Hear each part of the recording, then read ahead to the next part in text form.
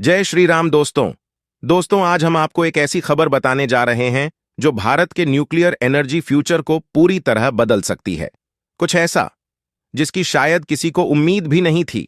Russia, जो हमेशा से भारत का न्यूक्लियर पार्टनर रहा है, इस बार एक ऐसा ऑफर लेकर आया है जो भारत को इस क्षेत्र में आत्मनिर्भर बना सकता है। लेकिन सवाल यह है कि क्या हमें इसे स्वीकार करना चाहिए या नहीं, और अगर हां, तो क्या इसके पीछे कोई छुपा हुआ गेम प्लान है? रशिया की जानी मानी न्यूक्लियर कंपनी रोसेटम ने भारत को एक ऐसी तकनीक ट्रांसफर करने की पेशकश की है जो अब तक किसी को नहीं दी गई। स्मॉल मॉड्यूलर रिएक्टर्स, ये न्यूक्लियर पावर का भविष्य है, लेकिन इसमें एक बड़ा ट्विस्ट भी है। जैसे ही ये खबर आई, पूरी दुनिया चौंक गई, क्योंकि सिर्फ रशिया ही नहीं, अमेरिका और फ्रांस भी अचानक भारत के न्यूक्लियर सेक्टर में दिलचस्पी दिखाने लगे हैं। याद करिए पिछले महीने की बात, जब अमेरिका ने भारत पर लगे कुछ न्यूक्लियर बैन हटाने शुरू किए थे। क्या यह सिर्फ एक संयोग है, या फिर अमेरिका नहीं चाहता कि भारत रशिया के करीब जाए? इसी दौरान फ्रांस ने भी अपने न्यूक्लियर कून ऑपरेशन को लेकर भारत के सामने नए ऑफर्स रखे। एक तरफ अमेरिका और फ्रांस, दूसरी तरफ रशिया।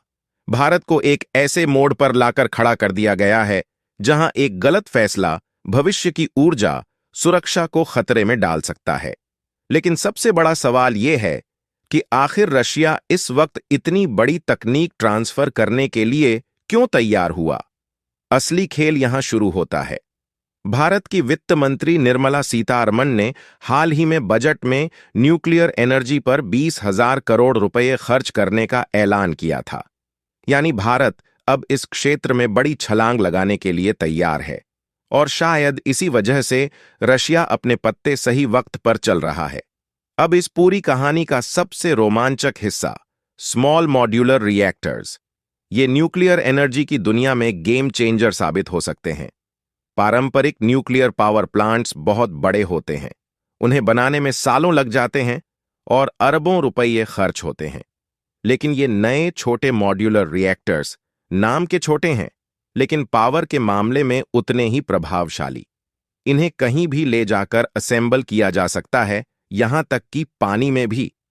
रशिया ने इस तकनीक का इस्तेमाल कर एक तैरता हुआ न्यूक्लियर पावर प्लांट बना दिया है, जिसे वो जहां चाहे वहां बिजली देने के लिए भेज सकता है।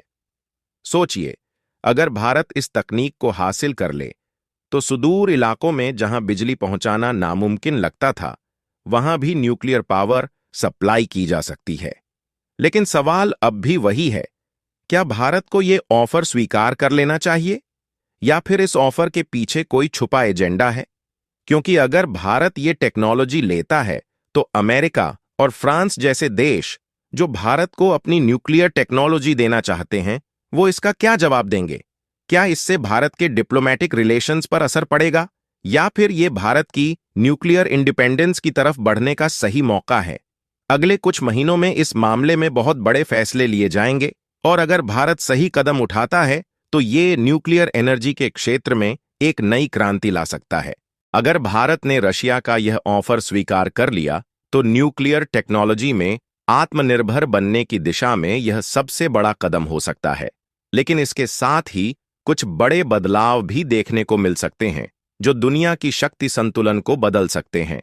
भारत अगर इस टेक्नोलॉजी को अपनाता है, तो आने वाले 10 सालों में वह अपने न्यूक्लियर पावर ग्रिड को पूरी तरह से रिवॉल्यूशनाइज कर सकता है।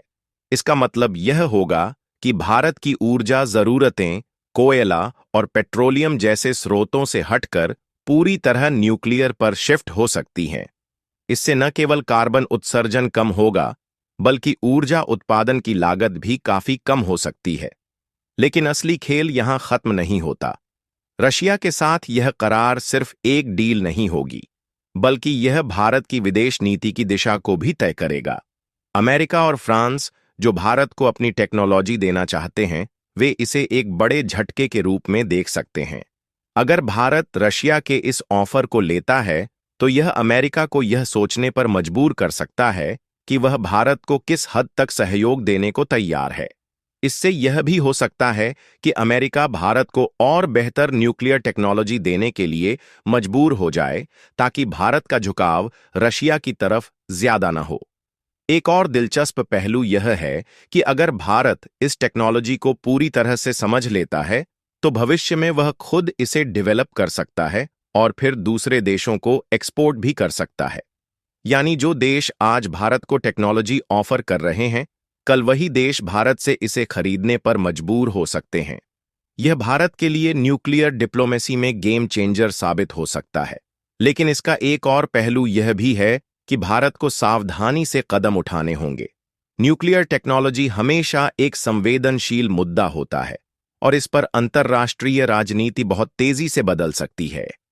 अगर भारत ने इस टेक्नोलॉजी का इस्तेमाल पूरी तरह से सिविलियन पावर प्रोजेक्ट्स के लिए किया, तो कोई समस्या नहीं होगी।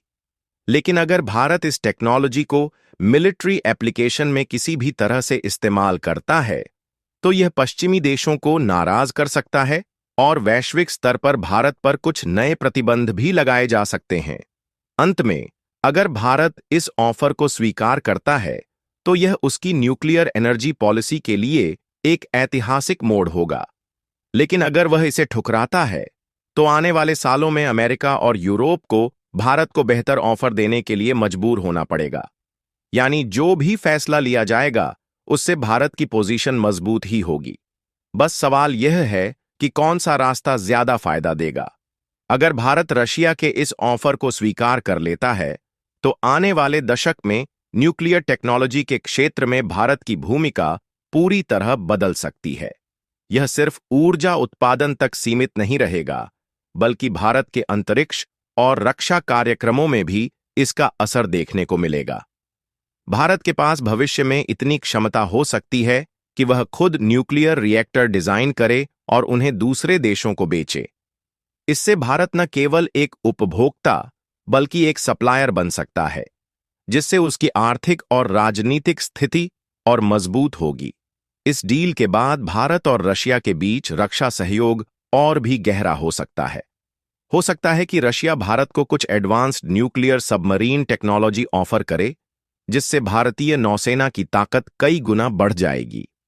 अगर ऐसा होता है, तो इंडो पैसिफिक क्षेत्र में शक्ति संतुलन पूरी तरह बदल सकता है, जिससे अमेरिका और चीन दोनों को अपनी रणनीति दोबारा तय करनी पड़ेगी।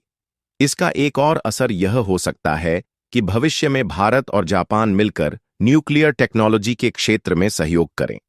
जापान के पास एडवांस्ड टेक्नोलॉजी है, लेकिन उसे न्यूक्लियर सेक्टर में ऐतिहासिक प्रतिबंधों की वजह से रुकावटें झेलनी पड़ी हैं। अगर भारत इस क्षेत्र में आत्मनिर्भर बन जाता है, तो जापान के साथ मिलकर वह एक नया टेक्नोलॉजिकल ब्लॉक बना सकता है, जो पश्चिमी देशों की मोनोपोली को चुनौती देगा।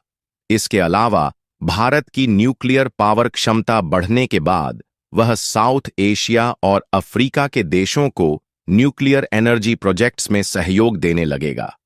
इससे भारत का आर्थिक दबदबा भी बढ़ेगा और उसे एक ग्लोबल एनर्जी लीडर बनने का मौका मिलेगा।